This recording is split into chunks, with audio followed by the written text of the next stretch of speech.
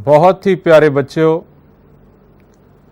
एजुसैट society वालों तुहाडा सारिਆਂ ਦਾ स्वागत है। मैं अज रविंदर सिंह तुहाडे नाल गलबात कर रहा ते असीं अज एक नवा विषय लैके जो तुहाडे सिलेबस के नाल संबंधित है वो लैके हाज़र हाँ। विषय है बंदा बहादुर। वैसे ये बहुत इंपॉर्टेंट टॉपिक है तुहाडे सिलेबस च। इस विचों तुहानू नक्शा भी आउंदा है, छोटे प्रश्न भी आउंदे हन ते कुछ बड़े प्रश्न भी आउंदे हन। आओ बच्चों, अज इस दे संबंध विच विस्तारपूर्वक जानकारी प्राप्त करिए कि बंदा बहादुर जी कौन सन, किवें उन्हें इन्हां दी सिखां दी बांगडोर संभाली, किवें ओह सिखां दे नेता बने ते किवें जित्तां प्राप्त कीतियां। बाबा बंदा बहादुर नूं पंजाब दे इतिहास विच एक गौरवमय स्थान प्राप्त है। बाबा बंदा बहादुर जी दी मुलाकात गुरु गोबिंद सिंह जी नाल 1708 ईस्वी विच होई। इस मुलाकात ने बाबा बंदा बहादुर जी की जिंदगी नूं बदल के रख दिता। बंदा बहादुर साहेब पहले व्यक्ति सी जिसने पंजाब विच अपना पहला सिख राज कायम किया सी। डॉक्टर गंडा सिंह ने लिखा है वो पहला व्यक्ति सी जिसने पंजाब विच मुगलों के असहनशील शासन ते सख्त सट की सी, क्योंकि गुरु साहिबां ते बहुत अत्याचार किए सन मुगलों ने। उन्हां अत्याचारां दा बदला लैण लई एक अगवाई की लोड़ सी, एक योग नेता की लोड़ सी। दशमेश पिता गुरु गोबिंद सिंह जी भली भां जाणदे सन कि बाबा बंदा बहादुर सिंह विच वो गुण हन जो सिखां नूं एक योग अगवाई दे सकते हैं। इस तरह गुरु गोबिंद सिंह जी के संपर्क विच आके बाबा बंदा बहादुर जी सिखां दे राजनीतिक नेता बने। बाबा बंदा बहादुर साहब के मुढ़ले जीवन बारे तुसी पहलां भी पढ़िया होएगा। आओ इस वाल एक झात मारीए।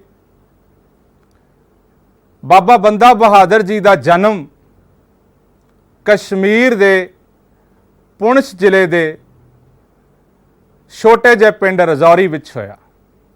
उन्हां दा जन्म 27 अक्तूबर 1670 नूं होया। उन्हां दे पिता रामदेव डोगरा जी एक राजपूत सन ते उन्हां दी परवरिश एक गरीब परिवार विच होई। उन्हां दा बचपन कोई बहुत फुल्लां दी सेज नहीं सी। उन्हां दे माँ बाप गरीबी दी जिंदगी बतीत करते सन, जिस करके वो सिक्ख्या तो वांझे रहे। उस वेले बच्चों तुहाडे तक घरां दे नेड़े नेड़े स्कूल खुले हुए हैं, तुसी घरों तुरदे ते स्कूल पहुँच जाते, परंतु तुहानू कदे कदे यह भी औखा लगता स्कूल जाना, परंतु उदों बड़ियां दूर दूर स्कूल होया करते सन। बच्चों नू कोहा पैंडा तय करके स्कूलों विच जाना पैंदा सी। इसे लई आप जी स्कूल नहीं गए ते ना ही माँ बाप ने आप नू भेजिया। आप दे पिता खेतीबाड़ी का काम करते सन। उन्होंने आप जी नू भी अपने ही नाल खेतीबाड़ी विच ला लिया, परंतु आप जी का मन खेतीबाड़ी दे विच नहीं लगता सी, जिस कारण आप हर रोज़ तीर ते कमान चुकते जंगल विच चले जाते ते शिकार खेडते। शिकार खेडदियां खेडदियां वो एक बहुत ही चंगे निशानेबाज बन चुके सन। शिकार खेडना ਉਹਨਾਂ ਦਾ ਸ਼ੌਂਕ ਸੀ। ਪਰੰਤੂ ਕਈ ਵਾਰ ਜ਼ਿੰਦਗੀ 'ਚ ਅਜਿਹੀਆਂ ਘਟਨਾਵਾਂ ਵਾਪਰਦੀਆਂ ਹਨ ਜੋ ਇਨਸਾਨ ਦੀ ਜ਼ਿੰਦਗੀ 'ਚ ਇੱਕ ਨਵਾਂ ਮੋੜ ਲੈ ਆਉਂਦੀਆਂ ਹਨ। ਇਸੇ ਤਰ੍ਹਾਂ ਬਾਬਾ ਬੰਦਾ ਸਿੰਘ ਬਹਾਦਰ ਦੀ ਜ਼ਿੰਦਗੀ ਵਿੱਚ ਵੀ ਇੱਕ ਨਵਾਂ ਮੋੜ ਆਇਆ, ਇੱਕ ਹਿਰਨੀ ਦਾ ਸ਼ਿਕਾਰ। ਆਪ ਜੀ ਜੰਗਲ ਵਿੱਚ ਸ਼ਿਕਾਰ ਕਰ ਰਹੇ ਸਨ। ਆਪ ਜੀ ਦੇ ਤੀਰ ਕਮਾਨ ਦੇ ਨਾਲ ਇੱਕ ਹਿਰਨੀ ਦੇ ਉਹ ਤੀਰ ਵੱਜਿਆ ਜੋ ਕਿ ਆਪ ਦੇ ਸਾਹਮਣੇ ਤੜਫਦੀ ਹੋਈ ਮਰ ਗਈ। ਜਦੋਂ ਆਪ ਜੀ ਨੇ ਉਸ ਹਿਰਨੀ ਦੇ ਪੇਟ ਨੂੰ ਚੀਰਿਆ ਤਾਂ ਉਸ ਦੇ ਪੇਟ ਵਿੱਚੋਂ ਦੋ ਛੋਟੇ-ਛੋਟੇ ਬੱਚੇ ਨਿਕਲੇ ਜੋ ਵੀ ਆਪ ਦੀਆਂ ਨਜ਼ਰਾਂ ਦੇ ਸਾਹਮਣੇ ਤੜਫਦੇ ਹੋਏ ਮਰ ਗਏ। ਇਸ ਤਰ੍ਹਾਂ ਬੱਚਿਓ, ਜਦੋਂ ਉਹਨਾਂ ਨੇ ਇਹ ਦ੍ਰਿਸ਼ ਦੇਖਿਆ ਤਾਂ ਉਹਨਾਂ ਦਾ ਦਿਲ ਜਿਹੜਾ ਹੈ ਕੰਬ ਉੱਠਿਆ ਤੇ ਉਹਨਾਂ ਨੇ ਸ਼ਿਕਾਰ ਖੇਡਣ ਦੇ ਸ਼ੌਂਕ ਨੂੰ ਖਤਮ ਕਰ ਦਿੱਤਾ। ਇਸ ਤਰ੍ਹਾਂ ਉਹਨਾਂ ਦੀ ਜ਼ਿੰਦਗੀ 'ਚ ਇਸ ਮੋੜ ਨੇ ਬਹੁਤ ਵੱਡੀ ਤਬਦੀਲੀ ਲਿਆਂਦੀ ਤੇ ਉਹ ਵੈਰਾਗੀ ਬਣ ਗਏ।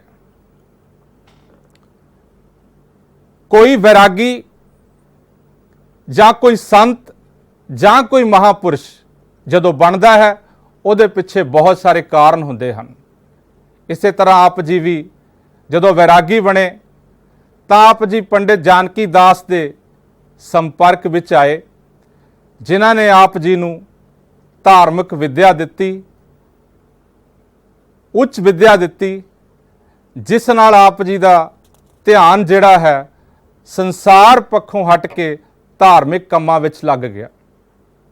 ਆਪ ਜੀ ਦਾ ਪਹਿਲਾ ਨਾਮ ਲక్ష్మణ ਦੇਵ ਸੀ, ਪਰੰਤੂ ਜਾਨਕੀ ਦਾਸ ਜੀ ਨੇ ਆਪ ਜੀ ਦਾ ਨਾਮ ਬਦਲ ਕੇ ਮਾਧੋ ਦਾਸ ਰੱਖ ਦਿੱਤਾ। ਬੱਚਿਓ, ਬਾਬਾ ਬੰਦਾ ਸਿੰਘ ਬਹਾਦਰ ਦੇ ਨਾਮ ਜਿਵੇਂ ਉਹ ਬਦਲਦੇ ਗਏ, ਉਸ ਦੇ ਨਾਲ ਹੀ ਉਹਨਾਂ ਦੇ ਨਾਮ ਵੀ ਜਿਹੜੇ ਹਨ ਉਹ ਬਦਲਦੇ ਗਏ। ਮਾਧੋ ਦਾਸ ਤੋਂ ਬਾਅਦ ਉਹਨਾਂ ਦਾ ਸੰਪਰਕ ਇੱਕ ਯੋਗੀ ਨਾਲ ਹੋਇਆ। ਉਸ ਯੋਗੀ ਦਾ ਨਾਂ ਸੀ ਔਗੜ ਨਾਥ। ਉਹਨਾਂ ਨੇ ਆਪ ਜੀ ਨੂੰ ਵਿੱਦਿਆ ਦਿੱਤੀ, ਤੰਤਰ ਮੰਤਰ ਦੀ ਸਿੱਖਿਆ ਵੀ ਦਿੱਤੀ, ਜਿਸ ਵਿੱਚ ਆਪ ਕਾਫੀ ਨਿਪੁੰਨ ਹੋ ਗਏ ਤੇ ਇਸ ਨਿਪੁੰਨਤਾ ਦੇ ਕਾਰਨ ਆਪ ਜੀ ਦੀ ਜਿਹੜੀ ਪ੍ਰਸਿੱਧੀ ਹੈ ਬੜੀ ਦੂਰ ਦੂਰ ਤੱਕ ਗਈ। ਬਹੁਤ ਦੂਰ ਦੂਰ ਤੱਕ ਤੋਂ ਲੋਕ ਆਪ ਜੀ ਪਾਸ ਆਉਣ ਲੱਗੇ। ਜਦੋਂ ਜੋਗੀ ਔਗੜਨਾਥ ਜੀ ਦੇ ਇਸ ਦੁਨੀਆ ਤੋਂ ਤੁਰ ਗਏ ਤਾਂ ਉਹਨਾਂ ਨੇ ਆਪਣਾ ਅਗਲਾ ਵਾਰਿਸ ਜੋ ਹੈ ਮਾਧੋ ਦਾਸ ਜੀ ਨੂੰ ਨਿਯੁਕਤ ਕਰ ਦਿੱਤਾ। ਪਰੰਤੂ ਫਿਰ ਵੀ ਆਪ ਆਪਣੀ ਜ਼ਿੰਦਗੀ ਤੋਂ ਸੰਤੁਸ਼ਟ ਨਹੀਂ ਸਨ। ਉਹਨਾਂ ਨੂੰ ਸ਼ਾਂਤੀ ਦੀ ਪ੍ਰਾਪਤੀ ਨਹੀਂ ਹੋ ਰਹੀ ਸੀ।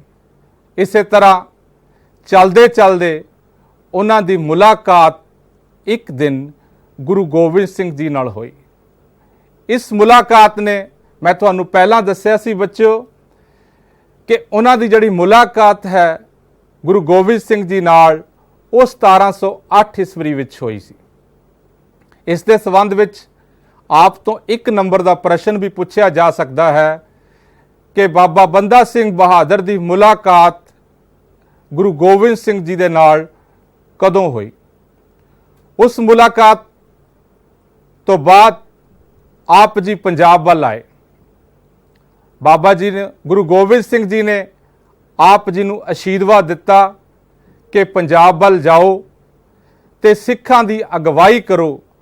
ਪਰੰਤੂ ਜਦੋਂ ਪੰਜਾਬ ਵੱਲ ਆਉਣ ਤੋਂ ਪਹਿਲਾਂ ਜੋ ਗੁਰੂ ਗੋਬਿੰਦ ਸਿੰਘ ਜੀ ਤੇ ਬਾਬਾ ਬੰਦਾ ਬਹਾਦਰ ਜੀ ਦੀ ਆਪਸ ਵਿੱਚ ਗੱਲਬਾਤ ਹੋਈ ਸੀ, ਉਸ ਸਮੇਂ ਦੇ ਅਹਿਮਦ ਸ਼ਾਹ ਅਬਦਾਲੀ ਨੇ ਆਪਣੀ ਲਿਖਤ ਵਿੱਚ ਕੁਝ ਇਸ ਤਰ੍ਹਾਂ ਲਿਖਿਆ ਹੈ।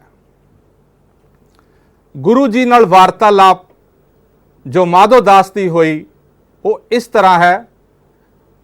ਮਾਧੋ ਦਾਸ ਨੇ ਪੁੱਛਿਆ, ਗੁਰੂ ਜੀ ਤੋਂ ਪੁੱਛਿਆ, ਬੱਚਿਓ ਤੁਸੀਂ ਕੌਣ ਹੋ? ਗੁਰੂ ਗੋਬਿੰਦ ਸਿੰਘ ਜੀ ਨੇ ਕਿਹਾ, ਉਹ ਜਿਸ ਨੂੰ ਤੁਸੀਂ ਜਾਣਦੇ ਹੋ। ਮਾਧੋ ਦਾਸ ਥੋੜਾ ਸੋਚ ਕੇ ਕਹਿਣ ਲੱਗੇ, ਤੁਸੀਂ ਗੁਰੂ ਗੋਬਿੰਦ ਸਿੰਘ ਜੀ ਹੋ? ਗੁਰੂ ਜੀ ਨੇ ਕਿਹਾ, ਹਾਂ मैं गुरु गोबिंद सिंह हाँ। माधव दास जी ने कहा, तुसी इत्थे किस लई आए हो? गुरु जी ने कहा, तैनू अपना सिख बनाउण लई आया हाँ। माधव दास ने बड़ी शरधा नाल, बहुत निमरता नाल कहा, मैं हाज़र हाँ गुरु जी, मैं तुहाडा बंदा हाँ। इस तरह इस वार्तालाप तो बाद माधव दास ने अपने आप नू गुरु जी दे हवाले कर दिता कि मैं तुहाडा बंदा हाँ, तुहाडा सिख हाँ, तुसी मैनू जो हुक्म दिओगे मेरे सिर मत्थे ते होएगा। इस तरह 10वें पातशाह साहिब श्री गुरु गोबिंद सिंह जी ने माधव दास नू अमृत छकाया। अमृत छका के उन्हां दा नाम गुरबख्श सिंह रख दिता। परंतु बाबा बंदा सिंह बहादुर दे नां नाल ही मशहूर होए। जदों उन्होंने कहा सी गुरु जी ने कि मैं तुहाडा बंदा हाँ, ते वो बंदा सिंह बन गए। ते जदों उन्होंने पंजाब विच आके मुगलों की इट नाल इट खड़काई, अपने बहादरी दे कारनामे कीते, जिन्हां करके वो बहादुर दे नाम नाल जान लगे।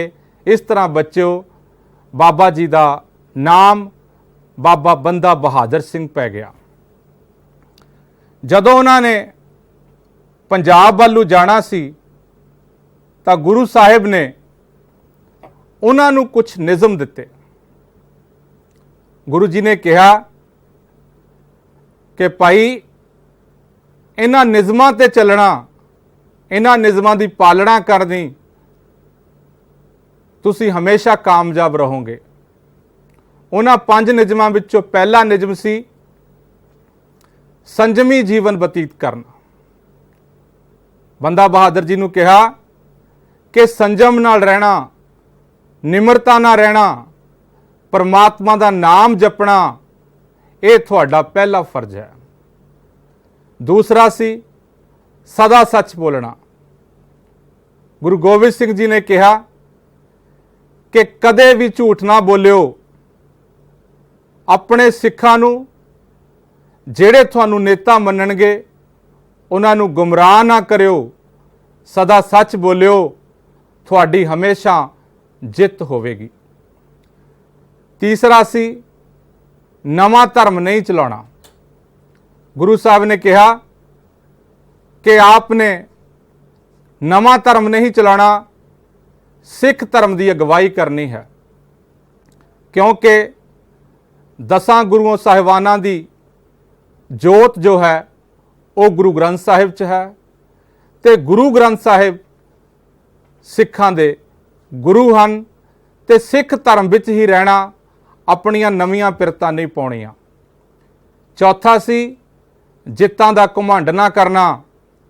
बंदा बहादुर, तैनूं बहुत सारियां जित्तां मिलणगियां, फतेह होएगी तेरी, परंतु कदे भी उन्हां ते माण ना करियो।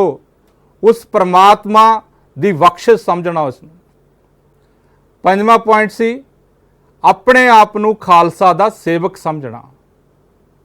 आप जी लई हुक्म है कि तुसी अपने आप नूं खालसा दा सेवक समझना, उन्हां दा दास समझना, उन्हां दी सेवा करनी, निमरता नाल रहना। इस तरह ये 5 निज़म गुरु साहिब ने बाबा बंदा जी बहादुर जी नूं दिते, जो लैके वो पंजाब वाल आए, ते नाल ही हुक्मनामे भेजे। उन्हां हुक्मनामिਆਂ विच जो कि ਵੱਖ-ਵੱਖ इलाके दे सिखां लई सन, उन्हां लई ये कहा गया कि बाबा बंदा बहादुर आप दा नेता है, तुहाडा लीडर है, इसका साथ दिओ। जो कम पंजाब च एक करन आए हैं, इन्हां दा भरपूर साथ देना। इस तरह गुरु साहिब दे हुक्मनामिਆਂ अनुसार पंजाब दे ਵੱਖ-ਵੱਖ हिस्सिਆਂ तो लोग सिख जिहड़े हन वो बाबा बंदा बहादुर जी दे झंडे हेठ इकट्ठे हो गए। जदों बाबा बंदा बहादुर जी नूं दे झंडे हेठ सिख इकट्ठे होने शुरू हो गए ਤਾਂ ਉਹਨਾਂ ਨੇ ਆਪਣੇ ਸੈਨਿਕ ਜਿਹੜੇ ਕਾਰਨਾਮੇ ਆ ਉਹ ਆਰੰਭ ਕੀਤੇ।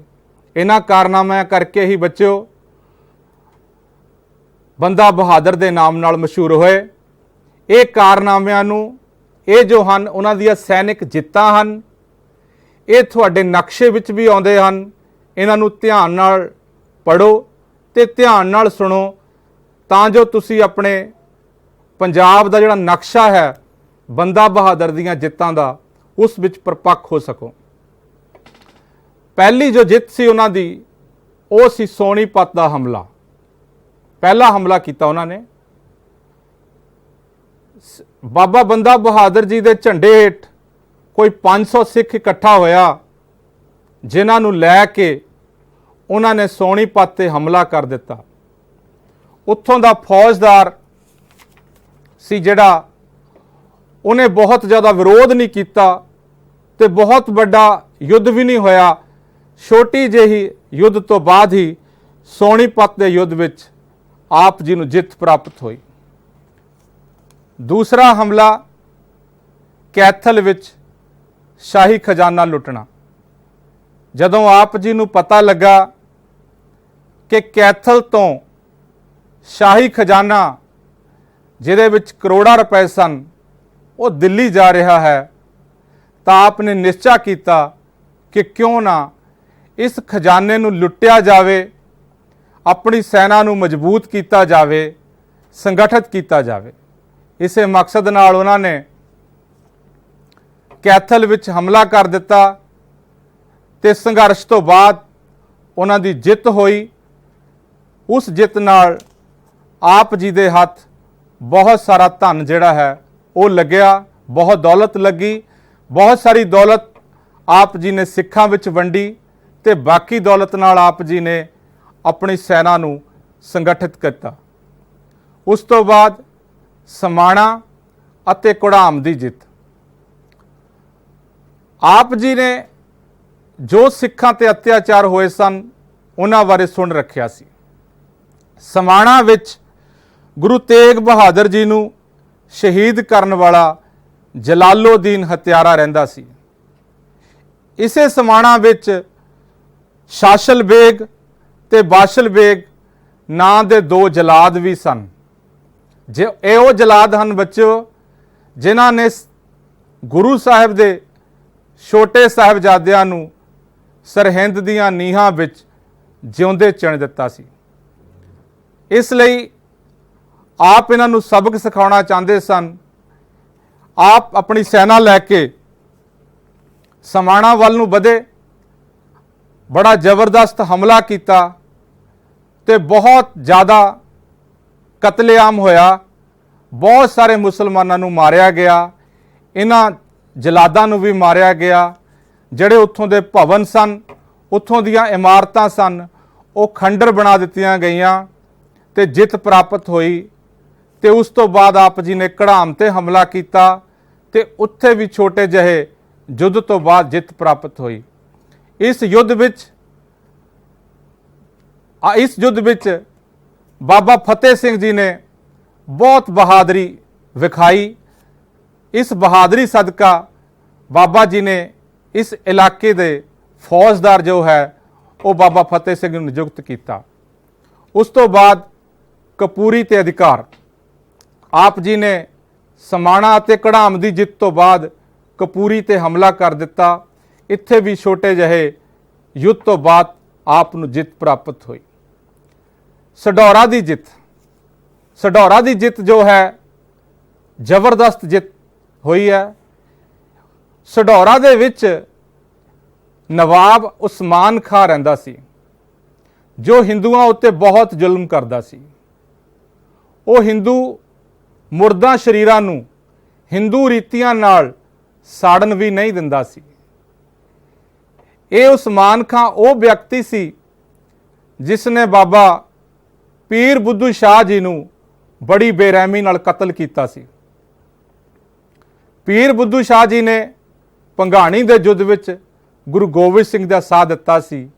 ਇਸ ਲਈ ਆਪ ਉਸਮਾਨ ਖਾਂ ਨੂੰ ਸਬਕ ਸਿਖਾਉਣਾ ਚਾਹੁੰਦੇ ਸਨ। ਆਪ ਬਹੁਤ ਸਾਰੇ ਸਾਥੀਆਂ ਸਮੇਤ ਸਢੌਰਾ ਤੇ ਹਮਲਾ ਕੀਤਾ। ਇਤਿਹਾਸਕਾਰ ਦੱਸਦੇ ਹਨ ਕਿ ਇੱਥੇ 12 ਘੰਟਿਆਂ ਦੇ ਵਿੱਚ 10,000 ਮੁਸਲਮਾਨਾਂ ਦਾ ਕਤਲ ਕਰ ਦਿੱਤਾ ਗਿਆ। ਇਸ ਲਈ ਇਸ ਥਾਂ ਦਾ ਨਾਮ ਜਿਹੜਾ ਹੈ ਉਹ ਕਤਲਗੜੀ ਪੈ ਗਿਆ। ਇਸ ਜਿੱਤ ਨਾਲ ਬਾਬਾ ਬੰਦਾ ਬਹਾਦਰ ਜੀ ਦਾ ਤੇ ਸਿੱਖਾਂ ਦਾ ਹੌਸਲਾ ਬਹੁਤ ਵਧਿਆ। ਇਹ ਇੱਕ ਬਹੁਤ ਵੱਡੀ ਜਿੱਤ ਹੈ। ਸਢੌਰਾ ਦੀ ਜਿੱਤ ਤੋਂ ਬਾਅਦ ਸਿੱਖ ਬਦਲਾ ਲੈਣ ਦੀ ਰੀਤ ਨਾਲ ਸਰਹਿੰਦ ਵੱਲ ਵਧਣਾ ਚਾਹੁੰਦੇ ਸਨ। ਤਿਆਰੀਆਂ ਹੋ ਗਈਆਂ, ਬਹੁਤ ਵੱਡੀ ਫੌਜ ਤਿਆਰ ਹੋ ਗਈ। ਜਦੋਂ ਸਰਹਿੰਦ ਦੇ ਵਜ਼ੀਰ ਖਾਂ ਨੂੰ, ਉੱਥੋਂ ਦਾ ਸੂਬੇਦਾਰ ਸੀ ਵਜ਼ੀਰ ਖਾਂ, ਇਹ ਵਜ਼ੀਰ ਖਾਂ ਉਹ ਸੀ ਜਿਸ ਨੇ ਛੋਟੇ ਸਾਹਿਬਜ਼ਾਦਿਆਂ ਨੂੰ, ਮਾਤਾ ਗੁਜਰੀ ਨੂੰ ਸ਼ਹੀਦ ਕਰਵਾਉਣ ਵਿੱਚ ਬਹੁਤ ਵੱਡਾ ਯੋਗਦਾਨ ਪਾਇਆ। ਜਾਂ ਇੰਝ ਕਹਿ ਲਓ ਕਿ ਇਹੀ ਉਹ ਸ਼ਖਸ ਹੈ ਜਿਸ ਨੇ ਸਿੱਖਾਂ ਉੱਤੇ ਕਹਿਰ ਵਰਤਾਇਆ। ਜਦੋਂ ਵਜ਼ੀਰ ਖਾਨ ਨੂੰ ਇਸ ਗੱਲ ਦਾ ਪਤਾ ਲੱਗਿਆ ਕਿ ਬੰਦਾ ਬਹਾਦਰ ਆਪਣੀ ਫੌਜ ਲੈ ਕੇ ਮੇਰੇ ਵੱਲ ਵੱਧ ਰਿਹਾ ਹੈ, ਤਾਂ ਉਹਨਾਂ ਨੇ ਮਲੇਰਕੋਟਲਾ ਦੇ ਨਵਾਬ ਨੂੰ ਇੱਕ ਵੱਡੀ ਸੈਨਾ ਲੈ ਕੇ ਭੇਜਿਆ ਕਿ ਬੰਦਾ ਬਹਾਦਰ ਨੂੰ ਰਸਤੇ ਵਿੱਚ ਰੋਕਿਆ ਜਾਵੇ। ਮਲੇਰਕੋਟਲਾ ਦਾ ਨਵਾਬ ਆਪਣੀ ਸੈਨਾ ਲੈ ਕੇ ਰੋਪੜ ਵੱਲ ਨੂੰ ਵਧੇ, ਬੰਦਾ ਬਹਾਦਰ ਵੱਲ ਨੂੰ ਵਧੇ, ਤਾਂ ਉਹਨਾਂ ਦੀ ਜਿਹੜੀ ਭੇਂਟ ਹੈ ਉਹ ਰੋਪੜ ਦੇ ਸਥਾਨ ਤੇ ਹੋਈ, ਜਿੱਥੇ ਕਾਫੀ ਯੁੱਧ ਹੋਇਆ। ਪਰੰਤੂ ਮਲੇਰਕੋਟਲਾ ਨਵਾਬ ਬੰਦਾ ਬਹਾਦਰ ਜੀ ਦੀਆਂ ਫੌਜਾਂ ਨੂੰ ਰੋਕਣ ਵਿੱਚ ਅਸਮਰਥ ਸੀ, ਰੋਕ ਨਹੀਂ ਸਕਿਆ। ਉਹ ਪਿੱਛੇ ਹਟ ਗਿਆ, ਉਸ ਦੀ ਹਾਰ ਹੋਈ। ਇਸ ਤਰ੍ਹਾਂ ਆਪ ਜੀ ਦੀਆਂ ਜਿਹੜੀਆਂ ਫੌਜਾਂ ਹੈ ਅੱਗੇ ਵਧਦੀਆਂ ਜਾ ਰਹੀਆਂ ਸਨ। ਜਦੋਂ ਵਜ਼ੀਰ ਖਾਨ ਨੂੰ ਇਸ ਗੱਲ ਦਾ ਪਤਾ ਲੱਗਿਆ ਤਾਂ ਉਹ ਆਪਣੀ ਫੌਜ ਲੈ ਕੇ ਬੰਦਾ ਬਹਾਦਰ ਵੱਲ ਨੂੰ ਵਧੇ। ਇਹਨਾਂ ਦੀ ਜਿਹੜੀ ਹੈ ਭੇਂਟ ਹੈ 7ਵੇਂ ਪੁਆਇੰਟ ਦੇ ਬੱਚੋ, ਚੱਪੜਚਿੜੀ ਅਤੇ ਸਰਹਿੰਦ ਦੀ ਜਿੱਤ ਹੈ। ਇਹਨਾਂ ਦਾ ਜਿਹੜਾ ਮੁਕਾਬਲਾ ਹੈ, ਆਪਸ ਵਿੱਚ ਜਿਹੜਾ ਯੁੱਧ ਹੈ, ਉਹ ਸਰਹਿੰਦ ਤੋਂ 16 ਕਿਲੋਮੀਟਰ ਪੂਰਬ ਦਿਸ਼ਾ ਵੱਲ ਚੱਪੜਚਿੜੀ ਦੇ ਸਥਾਨ ਤੇ ਹੋਇਆ। ਆ ਜਿਹੜੀ ਤੁਸੀਂ ਤਸਵੀਰ ਦੇਖ ਰਹੇ ਹੋ, ਇਹ ਚੱਪੜਚਿੜੀ ਵਿੱਚ ਮੌਜੂਦਾ ਸਰਕਾਰ ਨੇ ਬਾਬਾ ਬੰਦਾ ਬਹਾਦਰ ਸਿੰਘ ਦੀ ਯਾਦ ਵਿੱਚ ਬਣਾਈ ਹੈ। ਇਸ ਦਾ ਨਾਮ ਹੈ ਫਤਿਹ ਮੀਨਾਰ। ਬਹੁਤ ਉੱਚੀ ਹੈ। ਆਪਣੇ ਅਧਿਆਪਕਾਂ ਨਾਲ ਹਿਸਟੋਰੀਕਲ ਟੂਰ ਬਣਾਇਓ ਤੇ ਇਸ ਥਾਂ ਨੂੰ ਜ਼ਰੂਰ ਦੇਖਿਓ। ਇਸ ਥਾਂ ਤੇ ਬਾਬਾ ਬੰਦਾ ਬਹਾਦਰ ਤੇ ਵਜ਼ੀਰ ਖਾਨ ਦਾ ਮੁਕਾਬਲਾ ਹੋਇਆ। ਬਹੁਤ ਜ਼ਿਆਦਾ ਗਿਣਤੀ ਵਿੱਚ ਮੁਸਲਮਾਨ ਮਾਰੇ ਗਏ, ਸਿੱਖਾਂ ਦਾ ਵੀ ਬਹੁਤ ਨੁਕਸਾਨ ਹੋਇਆ। ਪਰੰਤੂ ਦੋਵਾਂ ਦਾ ਮੁਕਾਬਲਾ ਇੰਨਾ ਜ਼ਿਆਦਾ ਸਖਤ ਸੀ ਕਿ ਜਿੱਤ ਹਾਰ ਦਾ ਫੈਸਲਾ ਕਰਨਾ ਔਖਾ ਸੀ। ਪਰ ਬਾਬਾ ਫਤਿਹ ਸਿੰਘ ਜੀ ਨੇ ਇੰਨਾ ਜ਼ੋਰਦਾਰ ਵਾਰ ਕੀਤਾ ਕਿ ਵਜ਼ੀਰ ਖਾਨ ਦਾ ਜਿਹੜਾ ਸਿਰ ਹੈ ਉਹ ਕਲਮ ਕਰ ਦਿੱਤਾ। ਜਦੋਂ ਕਿਸੇ ਸੈਨਾ ਨੂੰ ਪਤਾ ਲੱਗਦਾ ਹੈ ਕਿ ਉਹਨਾਂ ਦਾ ਸੈਨਾਪਤੀ ਮਾਰਿਆ ਗਿਆ ਤਾਂ ਉਹਦਾ ਹੌਸਲਾ ਜਿਹੜਾ ਹੈ ਉਹ ਡਿੱਗ ਜਾਂਦਾ ਹੈ। ਇਸੇ ਕਾਰਨ ਵਜ਼ੀਰ ਖਾਨ ਦੀ ਫੌਜ ਦਾ ਹੌਸਲਾ ਡਿੱਗਿਆ। ਉਹ ਪਿੱਛੇ ਹਟਣੇ ਸ਼ੁਰੂ ਹੋ ਗਏ, ਸਰਹਿੰਦ ਵੱਲ ਨੂੰ ਭੱਜੇ। ਸਿੱਖਾਂ ਨੇ ਉਹਨਾਂ ਦਾ ਪਿੱਛਾ ਕੀਤਾ ਤੇ ਸਰਹਿੰਦ ਤੱਕ ਪਹੁੰਚ ਗਏ। ਪੂਰੇ ਸਰਹਿੰਦ ਦੀਆਂ ਇਮਾਰਤਾਂ ਨੂੰ ਖੰਡਰ ਬਣਾ ਦਿੱਤਾ ਗਿਆ। ਜਦੋਂ ਬੱਚਿਓ, ਜਦੋਂ ਵੀ ਅੱਜ ਤੁਹਾਨੂੰ ਕੋਈ ਵਾਕ ਪਾਇਆ ਜਾਂਦਾ ਹੈ, ਇੱਟ ਨਾਲ ਇੱਟ ਖੜਕਾਉਣਾ, ਤੁਹਾਡਾ ਧਿਆਨ ਹਮੇਸ਼ਾ ਸਰਹਿੰਦ ਵੱਲ ਜਾਂਦਾ ਹੈ ਔਰ ਬਾਬਾ ਬੰਦਾ ਬਹਾਦਰ ਵੱਲ ਜਾਂਦਾ ਹੈ। ਤੁਸੀਂ ਉਦੋਂ ਹੀ ਉਸ ਵਾਕ ਨੂੰ ਬਣਾਉਂਦੇ ਹੋ ਕਿ ਬਾਬਾ ਬੰਦਾ ਬਹਾਦਰ ਜੀ ਨੇ ਸਰਹਿੰਦ ਦੀ ਇੱਟ ਨਾਲ ਇੱਟ ਖੜਕਾ ਦਿੱਤੀ। ਇਹ ਇਤਿਹਾਸ ਗਵਾਹ ਹੈ, ਕਿਉਂਕਿ ਉਹਨਾਂ ਨੇ ਸੁਣਿਆ ਹੋਇਆ ਸੀ ਜੋ ਤਸ਼ੱਦਦ ਗੁਰੂ ਸਾਹਿਬ ਤੇ ਦੇ ਪਰਿਵਾਰ ਤੇ ਹੋਏ ਹਨ, ਉਸ ਦਾ ਬਦਲਾ ਬਾਬਾ ਬੰਦਾ ਬਹਾਦਰ ਜੀ ਨੇ ਲਿਆ। ਇਸ ਜਿੱਤ ਦੇ ਨਾਲ ਹੀ ਆਪ ਦਾ ਹੌਸਲਾ ਹੋਰ ਵੀ ਵਧਿਆ, ਸਿੱਖਾਂ 'ਚ ਹੋਰ ਉਤਸ਼ਾਹ ਪੈਦਾ ਹੋਇਆ। ਸਿੱਖਾਂ ਨੂੰ ਸਭ ਤੋਂ ਵੱਡਾ ਸਕੂਨ ਮਿਲਿਆ ਕਿ ਅਸੀਂ ਮੁਗਲਾਂ ਤੋਂ ਬਦਲਾ ਲਿਆ ਜੋ ਉਹਨਾਂ ਨੇ ਗੁਰੂ ਸਾਹਿਬ ਨਾਲ ਕੀਤਾ ਸੀ। ਇਸ ਤੋਂ ਬਾਅਦ ਗੰਗਾ ਜਮਨਾ ਅਤੇ ਦੁਆਬ ਦੇ ਇਲਾਕਿਆਂ ਦੀ ਜਿੱਤ। ਗੰਗਾ ਜਮਨਾ ਦੇ ਦੁਆਬ ਦੇ ਇਲਾਕੇ ਬਾਬਾ ਬੰਦਾ ਬਹਾਦਰ ਜੀ ਆਪਣੀ ਫੌਜ ਲੈ ਕੇ ਪਹੁੰਚੇ। ਬੜੀ ਆਸਾਨੀ ਨਾਲ ਜਿੱਤ ਪ੍ਰਾਪਤ ਹੋਈ ਤੇ ਆਪਣੇ ਇਲਾਕੇ 'ਚ ਵਾਧਾ ਕੀਤਾ। ਅੱਗੇ ਹੈ ਜਲੰਧਰ ਦੁਆਬ ਦੇ ਇਲਾਕਿਆਂ ਤੇ ਅਧਿਕਾਰ।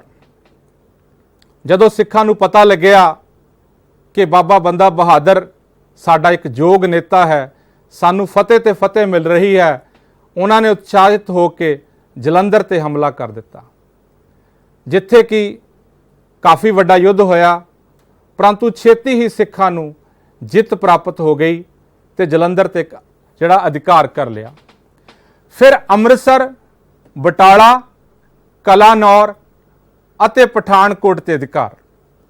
ਜਦੋਂ ਅੰਮ੍ਰਿਤਸਰ ਦੇ ਸਿੱਖਾਂ ਨੂੰ ਪਤਾ ਲੱਗਿਆ ਕਿ ਬੰਦਾ ਬਹਾਦਰ ਜੀ ਨੇ ਜਲੰਧਰ ਦੁਆਬ ਤੇ ਕਬਜ਼ਾ ਕਰ ਲਿਆ ਹੈ, ਤਾਂ ਉਹ ਆਪਣੀ 8000 ਦੀ ਸੈਨਾ ਲੈ ਕੇ ਅੰਮ੍ਰਿਤਸਰ ਤੇ ਹਮਲਾ ਕਰ ਦਿੱਤਾ।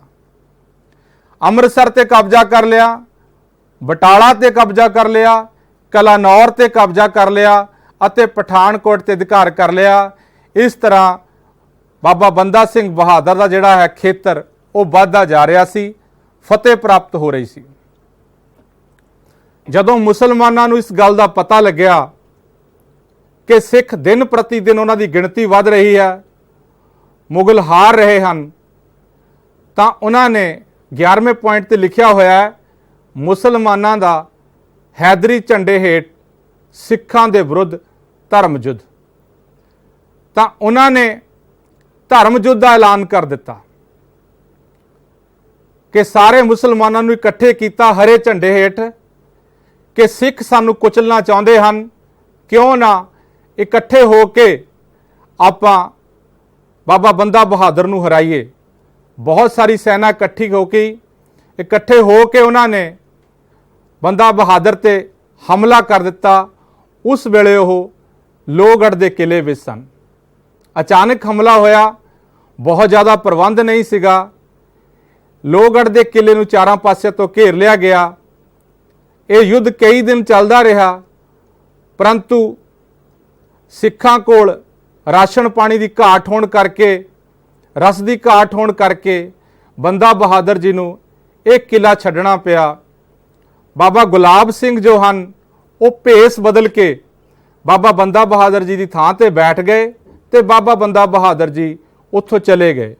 ਜਦੋਂ ਮੁਗਲਾਂ ਨੂੰ ਪਤਾ ਲੱਗਿਆ ਕਿ ਅਸੀਂ ਲੋਹਗੜ੍ਹ ਤੇ ਕਬਜ਼ਾ ਤਾਂ ਕਰ ਲਿਆ, ਪਰੰਤੂ ਬਾਬਾ ਬੰਦਾ ਬਹਾਦਰ ਇੱਥੋਂ ਜਾ ਚੁੱਕੇ ਹਨ, ਤਾਂ ਉਹਨਾਂ ਨੂੰ ਜਿੱਤ ਦੀ ਕੋਈ ਖੁਸ਼ੀ ਨਹੀਂ ਹੋਈ। ਜਦੋਂ ਇਸ ਕਿਲੇ ਤੋਂ ਫਤਿਹ ਨਾ ਮਿਲੀ, ਬਾਬਾ ਬੰਦਾ ਬਹਾਦਰ ਇਸ ਕਿਲੇ ਨੂੰ ਛੱਡ ਕੇ ਬਾਹਰ ਆ ਗਏ, ਤਾਂ ਆਪ ਜੀ ਨੇ ਆਪਣੀ ਸੈਨਾ ਨੂੰ ਸੰਗਠਿਤ ਕਰਨ ਲਈ ਪਹਾੜੀ ਇਲਾਕਿਆਂ ਵੱਲ ਹਮਲਾ ਕੀਤਾ। ਪਹਾੜੀ ਇਲਾਕਿਆਂ ਵਿੱਚ ਸਭ ਤੋਂ ਪਹਿਲਾਂ ਆਪ ਜੀ ਨੇ ਰਾਜਾ ਭੀਮ ਚੰਦ ਨੂੰ ਹਰਾਇਆ। ਇਹ ਰਾਜਾ ਭੀਮ ਚੰਦ ਉਹਨਾਂ 22 ਧਾਰ ਦੇ ਪਹਾੜੀ ਰਾਜਿਆਂ ਵਿੱਚੋਂ ਸੀ ਜੋ ਹਮੇਸ਼ਾ ਗੁਰੂ ਗੋਬਿੰਦ ਸਿੰਘ ਜੀ ਦਾ ਵਿਰੋਧ ਕਰਦੇ ਰਹਿੰਦੇ ਸਨ। ਇਸ ਵਿਰੋਧ ਵਿੱਚ ਉਹਨਾਂ ਨੇ ਭੀਮ ਚੰਦ ਨੂੰ ਹਰਾਇਆ। ਉੱਥੋਂ ਹਰਾਉਣ ਤੋਂ ਬਾਅਦ ਆਪ ਜੀ ਅੱਗੇ ਵਧੇ, ਕੁੱਲੂ ਵੱਲ ਵਧੇ। ਕੁੱਲੂ ਦੇ ਰਾਜਾ ਉਦੈ ਸਿੰਘ ਨੇ ਆਪ ਜੀ ਨੂੰ ਅਧੀਨਤਾ ਸਵੀਕਾਰ ਕਰ ਲਈ ਤੇ ਆਪਣੀ ਪੁੱਤਰੀ ਦਾ ਵਿਆਹ ਆਪ ਜੀ ਨਾਲ ਕੀਤਾ। ਇਸ ਵਿਆਹ ਤੋਂ ਬਾਅਦ ਹੀ ਆਪ ਜੀ ਦੇ ਘਰ ਇੱਕ ਪੁੱਤਰ ਦਾ ਜਨਮ ਹੋਇਆ, ਜਿਸ ਦਾ ਨਾਮ ਅਜੇ ਸਿੰਘ ਰੱਖਿਆ। ਅੱਗੇ ਹੈ ਫਰੁਖਸ਼ੀਅਰ ਦੀ ਬੰਦਾ ਬਹਾਦਰ ਦੇ ਵਿਰੁੱਧ ਕਾਰਵਾਈ। ਜਦੋਂ ਬਹਾਦਰ ਸ਼ਾਹ ਦੀ ਮੌਤ ਹੋ ਗਈ, ਜਹਾਦਰ ਸ਼ਾਹ ਸਮਰਾਟ ਬਣ ਗਿਆ। ਉਸ ਸਮਰਾਟ ਬਣਨ ਤੋਂ ਬਾਅਦ ਫਰੁਖਸ਼ੀਅਰ ਨੇ ਜਹਾਦਰ ਸ਼ਾਹ ਨੂੰ ਗੱਦੀ ਤੋਂ ਉਤਾਰ ਦਿੱਤਾ ਤੇ ਆਪ ਸਮਰਾਟ ਬਣ ਗਿਆ ਤੇ ਉਸਨੇ ਬਾਬਾ ਬੰਦਾ ਬਹਾਦਰ ਦੇ ਵਿਰੁੱਧ ਕਾਰਵਾਈਆਂ ਕਰਨੀਆਂ ਸ਼ੁਰੂ ਕਰ ਦਿੱਤੀਆਂ। ਉਹ ਸਿੱਖਾਂ ਨੂੰ ਕੁਚਲਣ ਦੀ ਨੀਤੀ ਨਾਲ ਸਮਰਾਟ ਬਣਿਆ ਸੀ। ਉਸ ਨੂੰ ਇੰਜ ਲੱਗ ਰਿਹਾ ਸੀ ਕਿ ਸ਼ਾਇਦ ਮੁਗਲਾਂ ਦੀ ਲੀਡਰਸ਼ਿਪ ਕਮਜ਼ੋਰ ਹੈ। ਉਹ ਆਪ ਲੀਡਰ ਬਣਿਆ ਤੇ ਉਸਨੇ ਬਹੁਤ ਵੱਡੀ ਸੈਨਾ ਇਕੱਠੀ ਕਰਕੇ ਬਾਬਾ ਬੰਦਾ ਬਹਾਦਰ ਤੇ ਹਮਲਾ ਕਰ ਦਿੱਤਾ। ਜਦੋਂ ਬਾਬਾ ਬੰਦਾ ਬਹਾਦਰ ਪਹਾੜੀ ਇਲਾਕਿਆਂ ਤੋਂ ਥੱਲੇ ਉਤਰ ਕੇ ਆ ਰਹੇ ਸਨ ਤਾਂ ਉਹਨਾਂ ਤੇ ਹਮਲਾ ਕੀਤਾ ਗਿਆ ਤੇ ਗੁਰਦਾਸ ਨੰਗਲ ਦੀ ਥਾਂ ਤੇ ਇਹ ਲੜਾਈ ਹੋਈ। ਗੁਰਦਾਸ ਨੰਗਲ ਕੋਈ ਉੱਥੇ ਕੋਈ ਕਿਲਾ ਨਹੀਂ ਸੀ। ਸਿਰਫ ਦੁਨੀ ਚੰਦ ਦੀ ਇੱਕ ਛੋਟੀ ਜੀ ਹਵੇਲੀ ਵਿੱਚ ਸਹਾਰਾ ਲੈ ਕੇ ਇਹਨਾਂ ਨੇ ਮੁਗਲਾਂ ਦਾ ਮੁਕਾਬਲਾ ਕੀਤਾ। ਉਸ ਮੁਕਾਬਲੇ ਵਿੱਚ ਬਹੁਤ ਸਾਰੇ ਸਿੱਖ ਮਾਰੇ ਗਏ, ਮੁਗਲ ਵੀ ਮਾਰੇ ਗਏ। ਉਸੇ ਤਰ੍ਹਾਂ ਜਿਵੇਂ ਲੋਹਗੜ੍ਹ ਦੇ ਕਿਲੇ ਵਿੱਚ ਹੋਇਆ ਸੀ, ਇੱਥੇ ਵੀ ਸਿੱਖਾਂ ਕੋਲ ਜਿਹੜਾ ਹੈ ਰਾਸ਼ਨ ਘੱਟ ਹੋਣ ਕਰਕੇ ਉਹਨਾਂ ਦਾ ਰਸਤ ਪਾਣੀ ਖਤਮ ਹੋ ਗਿਆ, ਬਾਹਰੋਂ ਆ ਨਹੀਂ ਰਿਹਾ ਸੀ ਕੁਛ। ਬਾਬਾ ਵਿਨੋਦ ਸਿੰਘ ਜੀ ਨੇ ਕਿਹਾ ਆਪ ਜੀ ਨੂੰ ਕਿ ਸਾਨੂੰ ਇਹ ਹਵੇਲੀ ਛੱਡ ਦੇਣੀ ਚਾਹੀਦੀ ਹੈ ਤਾਂ ਜੋ